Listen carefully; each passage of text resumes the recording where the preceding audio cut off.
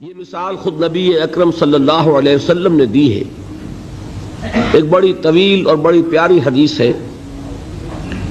جب غزوہ تبوک کے لیے حضور تشریف لے جا رہے تھے، لشکر بہت بڑا تھا، 30,000 کا لشکر۔ اس وقت ایک موقع ایسا آیا کہ چونکہ رات کو سفر کیا کرتے تھے، عرب میں آپ کو معلوم ہے دن میں شدید گرمی، لہذا جب طویل سفر ہوتا تھا تو زیادہ سے زیادہ کوشش ہوتی تھی کہ رات کے وقت جتنا بھی فاصلہ طے ہو جائے، پھر فجر کی نماز ادا کر کے بھی جب تک دھوپ کی تمازت نہ ہو، جتنا بھی آگے سفر طے کر لیا جائے، جب دھوپ ہو جاتی تھی تو پھر قیام۔ ایک مرتبہ ایسا ہوا کہ ساری رات چلتے رہے، پھر فجر کی نماز ادا کی، پھر لشکر کا کوچ ہو گیا، تو اب ظاہر بات ہے وہ وقت ایسا ہوتا ہے کہ شدید نیند کا غلبہ ہوتا ہے، تو تمام صحابہ پر نیند کا غلبہ ہو گیا۔ نتیجہ کیا نکلا کہ اب اونٹنیاں جو ہے یا اونٹ جن پر وہ سوار تھے، انہیں گویا کہ آزادی نصیب ہو گئی۔ کسی کا منہ ادھر کو اٹھ گیا ادھر چل پڑی، کسی کا ادھر اٹھ گیا ادھر چل پڑی، کسی کو کیکر کا درخت نظر آ گیا، اس میں کھڑے ہو کر ناشتہ فرمانا شروع کر دیا، اس لیے کہ جو اوپر سوار ہے وہ اونگ رہا، اور لشکر پورا منتشر ہو گیا۔ حضرت معاذ بن جبل رضی اللہ تعالی عنہ یہ راوی ہیں اس واقعے کے اور اس حدیث کے، انصاری صحابی ہیں، اور ان کے شان میں حضور نے یہ الفاظ استعمال فرمائے ہیں کہ اعلمہم بالحلال والحرام معاذ بن جبل، میرے صحابہ میں حلال اور حرام کے احکام سے سب سے بڑھ کر واقف معاذ بن جبل ہیں، یعنی فقہی معلومات ان کی بہت تھی۔ اللہ نے جیسا میں نے کل عرض کیا تھا، ہر چیز کا اپنا ایک تقاضا ہوتا ہے۔ کسی کا فلسفیانہ ذہن ہوتا ہے، اسے قانون سے دلچسپی نہیں ہوتی، کسی کا قانونی ذہن ہوتا ہے، اسے فلسفے سے دلچسپی نہیں ہوتی۔ تو حضرت معاذ بن جبل رضی اللہ تعالیٰ عنہ کو قانون اور احکام سے بڑی دلچسپی تھی، تو حضور نے فرمایا اعلمہم بالحلال والحرام معاذ بن جبل۔ انہی کو عامل بنا کر حضور نے یمن بھیجا تھا۔ تو جو گفتگو اس وقت ہوئی تھی وہ بہت اہم ہے فقہی اعتبار سے، کہ اجتہاد کے لیے وہی دلیل ہمارے ہاں، وہی حدیث جو ہے بطور دلیل بیان ہوتی ہے۔ حضور نے فرمایا معاذ تمہیں میں یمن بھیج رہا ہوں، کوئی معاملہ پیش آئے گا تو کیا کرو گے؟ عرض کیا کہ حضور اللہ کی کتاب کی طرف رجوع کروں گا، جو حکم ملے گا اس کے مطابق فیصلہ کروں گا۔ آپ نے دریافت فرمایا اگر اللہ کی کتاب میں کوئی واضح حکم نہ ملے تو کیا کرو گے؟ تو عرض کیا کہ حضور پھر میں آپ کے فرامین، آپ کے فرمودات جو بھی میرے علم میں ہیں ان کی طرف رجوع کروں گا، اس کے مطابق فیصلہ کروں گا۔ پھر تیسری مرتبہ سوال کیا اگر میری بھی کوئی بات تمہارے علم میں نہ ہو پھر کیا کرو گے؟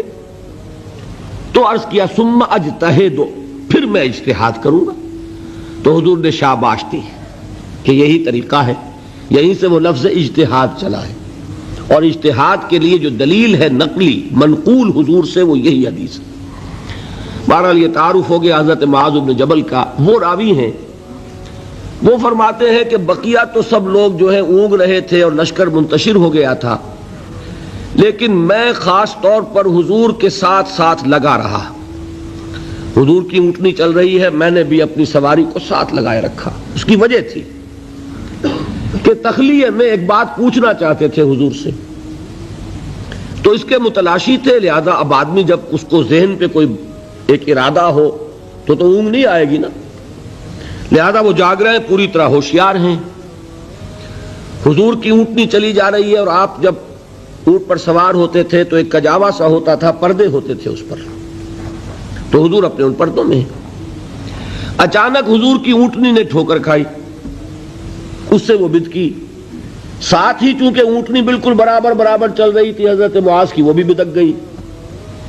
اب یہ جو ایک گڑبڑ ہوئی تو حضور نے اپنے اس ہودج کا پردہ اٹھایا اور چاروں طرف دیکھا تو نظر آیا کہ پورا لشکر منتشر ہو چکا ہے، فارمیشن نہیں ہے، اور صرف معاذ ہے قریب۔ تو آپ نے پکارا یا معاذ۔ اب انہیں اور کیا چاہیے تھا؟ اسی وقت کے لیے تو یہ سارا انہوں نے اہتمام کیا تھا۔ انہوں نے عرض کیا لبیک یا رسول اللہ، میں حاضر ہوں اللہ کے رسول۔ حضور نے پھر آواز دی ادنو دونک اور قریب آ جاؤ، قریب ہوئے، ادنو دونک اور قریب آ جاؤ، یہاں تک کہ الفاظ یہ ہیں کہ دونوں اونٹنیاں ایک دوسرے سے مس کرنے لگے، بالکل برابر برابر۔ حضور نے فرمایا معاذ سے رضی اللہ تعالی عنہ کہ میں نہیں سمجھتا تھا کہ لشکر اس طرح منتشر ہو گیا ہوگا اور لوگ مجھ سے اتنے فاصلے پر ہوں گے۔ اب اس کی جو اصل اہمیت ہے اس کو سمجھ لیجئے کہ اس طرح حضور کا تنہا چھوڑ دیا جانا یہ تو بہت خطرناک ہے۔ عام حالات میں بھی کوئی کمانڈر ہو، سپہ سالار ہو، وہ اس طرح اکیلا رہ جائے تو دشمن کو موقع ملے۔ تو حضور نے اس انداز میں فرمایا ما کنت احسب الناس کا مکانہم من بعد، میں نہیں سمجھتا تھا کہ اتنے فاصلے پر ہوں گے لوگ۔ تو میں عرض کیا کرتا ہوں یہ موقع ہوتا ہے اگر ہم جیسا کوئی ہوتا تو وہ اپنی خاص خدمت کا ذکر کرتا، دیکھیے حضور، اور دوسرے لوگوں کی تنقیص کرتا، لوگوں کو خیال ہی نہیں ہے، توجہ ہی نہیں کرتے، اور میں تو بالکل آپ کے ساتھ لگا ہوا ہوں۔ اس کے برعکس طرز عمل تھا حضرت معاذ کا۔ انہوں نے عرض کیا حضور لوگ رات بھر جاگتے رہے ہیں، اب نیند کا اثر ہو گیا ہے، تو فی اثر الدلجہ، اس کی وجہ سے لوگ اونگ گئے ہیں، تو اونٹنیاں جو ہے اب آزاد ہو گئی ہیں۔ اب اس کا جواب سنیے، حضور نے بھی کوئی تکلف فرما کر اپنے آپ کو سپر ہیومن کی حیثیت سے پیش کرنے کی کوشش کبھی نہیں کی۔ آپ نے فرمایا وَأَنَا كُنْتُ نَاعِسًا، ہاں میں تو خود بھی اونگ رہا تھا صلی اللہ علیہ وسلم۔ یعنی یہ معاملہ جو ہے انہوں نے معذرت پیش کی سب کی طرف سے، حضور نے وہ معذرت بھی قبول کی اور اتنی بڑی بات فرما دی انا كنت ناعسا، ہاں بات بالکل ٹھیک ہے، میں خود بھی اونگ رہا تھا۔ اب انہیں جو موقع ملا اور انہیں یہ اندازہ ہو گیا حضور مجھ سے اس وقت بہت خوش ہیں کہ میں جاگ کر چوکس ہو کر پوری طرح ساتھ ساتھ چلا آ رہا ہوں، تو اب حضرت معاذ عرض کرتے اذن لی، حضور مجھے اجازت دیجئے ان اسألک عن شیء، کہ میں آپ سے ایک سوال کروں، قد امرضتنی واسقمتنی واحزنتنی، جس نے مجھے نہایت دلگیر کر دیا ہے، غمگین کر دیا ہے، نہایت مجھے مریض کر دیا ہے، یعنی ایک ایسی دھن مجھ پر سوار ہے، میں سوچ سوچ کر بیمار ہو گیا ہوں۔ حضور نے فرمایا سل ما شئت، بڑا پیارا انداز ہے یہ، جیسے کبھی آپ بادشاہوں کی کہانیوں میں سنتے ہوں گے، پڑھتے ہوں گے، بادشاہ راضی ہو گیا مانگو کیا مانگتے ہو، تو یہاں تھوڑا سا اس کا انداز ہے، سل ما شئت، جو پوچھنا چاہو پوچھو، کھلی چھوٹ ہے۔ اس وقت ظاہر بات ہے تخلیہ بھی ہے اور حضور کا خاص اس وقت التفات ہے۔ تو انہوں نے سوال کیا، یہ ہے اصل میں میرے اور آپ کے سوچنے کی بات۔ صحابی ہیں، صحابہ میں اس درجے کے حامل ہیں کہ حضور نے سپرلیٹو ڈگری استعمال کی ہے خاص اعتبار سے، افعل التفضیل اعلمہم بالحلال والحرام معاذ بن جبل، صحابہ میں حلال اور حرام کے سب سے زیادہ جاننے والے معاذ بن جبل ہیں۔ حضور کے نکاحوں میں ان کا وہ مقام ہے کہ یمن کا گورنر بنا کر بھیجا ہے، لیکن انہیں کیا فکر دامنگیر ہے۔ عرض کرتے ہیں حضور مجھے وہ بات بتا دیجئے، حدثنی بشیء یدخلنی الجنہ ویباعدنی عن النار، حضور مجھے وہ ایک بات بتا دیجئے جو مجھے جنت میں داخل کرا دے، جہنم سے چھٹکارا دلا دے۔ یہ ہے وہ راہ نجات موضوع جس پر یہ ساری گفتگو ہو رہی ہے، اس کی اہمیت کیا ہے۔ انہوں نے یہ نہیں سمجھا کہ ہمارے لیے تو نجات ٹیکن فار گرانٹڈ ہے، ہمارے لیے تو جنت میں سیٹ ریزرو ہے، ہم محمد کے صحابی ہیں صلی اللہ علیہ وسلم، ہمارے لیے کیا سوال، محاسبہ ہوگا اوروں کا ہوگا، جزا سزا ہوگی اوروں کو ہوگی، نہیں۔ ان صحابی کو یہ فکر دامنگیر ہے، اور کیا الفاظ کہے، قد امرضتنی واسقمتنی واحزنتنی، مجھے تو اس فکر نے بیمار کر دیا ہے، مجھے سخت غمگین بنا دیا ہے۔ مرض اور سقم، سقیم، انی سقیم، یہ معلوم ہوگا آپ کو، بیمار کو کہتے ہیں، اور مرض تو ہے قد امرضتنی واسقمتنی واحزنتنی۔ اب اس کا جواب حضور نے جو دیا وہ اس وقت اس کے پورے الفاظ مجھے یاد نہیں، لیکن وہ وہی ہے جو سورۃ العصر میں آ رہا ہے ہمارے سامنے.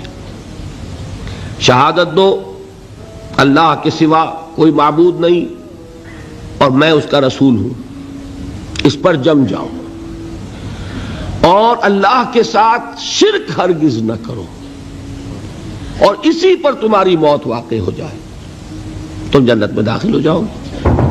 اچھا، جواب تو مل گیا. اب شرک کے معنی کیا ہے وہ ایک تقریر مکمل ہوگی.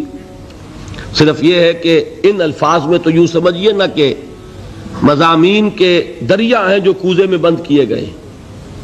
جو بات اس وقت مجھے بتانی تھی وہ یہ تھی. اس کے بعد اب حضور خود ایک سوال کرتے ہیں. یعنی میں کہا کرتا ہوں کہ اب دریائے سخاوت جوش میں ہے. تم نے جو پوچھا تھا پوچھ لیا، میں نے جواب دے دیا.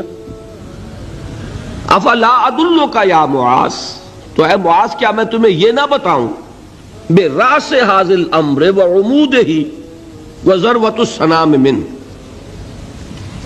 کہ یہ جو دین ہے ہمارا اس کی جڑ کیا ہے، اس کا تنا کیا ہے، اس کی چوٹی کیا ہے. میں نے عرض کیا تھا نا کہ حضور نے تمثیل اختیار کی ہے کہ دین میں کیا پہلے ہے کیا بعد میں ہے، کس کی حیثیت جڑ کی ہے، کس کی حیثیت تنے کی ہے، کس کی حیثیت چوٹی کی ہے. جب تک کہ اس کا فہم حاصل نہیں ہوگا، ہو سکتا ہے کہ بنیادی باتیں آپ نظر انداز کر رہے ہوں اور ثانوی اور غیر اہم باتوں کو آپ بڑی مضبوطی سے تھام کر بیٹھے ہوئے ہوں. اسی کو کہا تھا حضرت مسیح علیہ السلام نے یہودی علماء پر تنقید کرتے ہوئے کہ تم مچھر چھانتے رہتے ہو اور سموچے اونٹ نگل جاتے ہو. بڑے بڑے گناہ تو کر رہے ہو اور چھوٹی چھوٹی باتوں کے اوپر دست و گریبان، مناظرے اور جھگڑے. یہی حال ہمارا ہے آج. سود جیسا گناہ، اس میں پوری قوم ملوث. جھگڑا کس پر ہو رہا ہے کہ رفع یدین ہے یا نہیں ہے، ہاتھ یہاں بدیں گے یا یہاں بدیں گے، اس پر تو جھگڑے ہیں. من دیگرم تو دیگری، اس پر فرقے بازی. لیکن سود، رشوت، حرام خوری، یہ سب کر رہے ہیں. حالانکہ یہ ہے جڑ کی بات، وہ ہے ثانوی بات. اسی کو کہا کرتے ہیں کہ اشرفیاں لٹیں اور کوئلوں پر مہر. کس قدر حماقت ہے. اشرفیوں کی حفاظت نہیں ہو رہی، کوئلوں کی حفاظت ہو رہی. یہ کیوں ہوتا ہے؟ سینس آف پروپورشن نہیں رہتا. کس چیز کی کیا اہمیت ہے، نسبت و تناسب درست رہے. دین میں جڑ کیا ہے، تنا کیا ہے. اب یہ تشریح حضور نے فرمائی اور اس کے لیے تمثیل اختیار فرمائی، وہ کس سے کی ہے؟ وہ درخت کی ہے. درخت کی ایک جڑ ہے، درخت اس پر کھڑا ہے، غذا وہاں سے مل رہی ہے. جڑ سوکھ جائے گی، درخت سوکھ جائے گا. پھر تنا ہے، پھر اس کے اوپر چوٹی ہے. درخت جو آپ لگاتے ہیں، فرض کیجئے آم کا درخت لگایا تو کیا جڑ کے لیے لگایا یا تنے کے لیے لگایا؟ آپ نے تو درخت لگایا ہے آم کے لیے. آم لگتا ہے چوٹی پر جا کر، لیکن جڑ کے بغیر تنا نہیں، تنے کے بغیر چوٹی نہیں، چوٹی نہ ہو تو آم نہیں. اس تمثیل کو ذہن میں رکھیے کہ آپ نے فرمایا افلا ادلک یا معاذ، اے معاذ تم نے جو سوال کیا وہ تو میں نے جواب دے دیا. مزید کیا میں تمہیں یہ نہ بتاؤں کہ براس ھذا الامر، اس کی جڑ کیا ہے، وعمودہ، اس کا تنا کیا ہے، اور ذروۃ السنام منہ، اس کی چوٹی کیا ہے. حضرت معاذ کو کیا کہنا تھا اس کے جواب میں؟ بِأَبِي أَنْتَ وَأُمِّي یا رسول اللہ فَقُلْنِي، حضور مجھ پر، آپ پر میرے ماں باپ قربان ہو، ضرور فرمائیے، اور کیا چاہیے. اب آپ نے فرمایا راس ھذا الامر شہادت ان لا الہ الا اللہ محمد رسول اللہ. کلمہ شہادت اس کی جڑ ہے. وعمودہ، اور اس کا تنا کیا ہے؟ اقام الصلاۃ و ایتاء الزکاۃ، نماز کا قائم کرنا، زکوٰۃ کا ادا کرنا. اور اس کی چوٹی کیا ہے؟ وَذَرْوَةُ السَّنَامِ مِنْهُ الْجِهَادُ فِي سَبِيلِ اللَّهِ.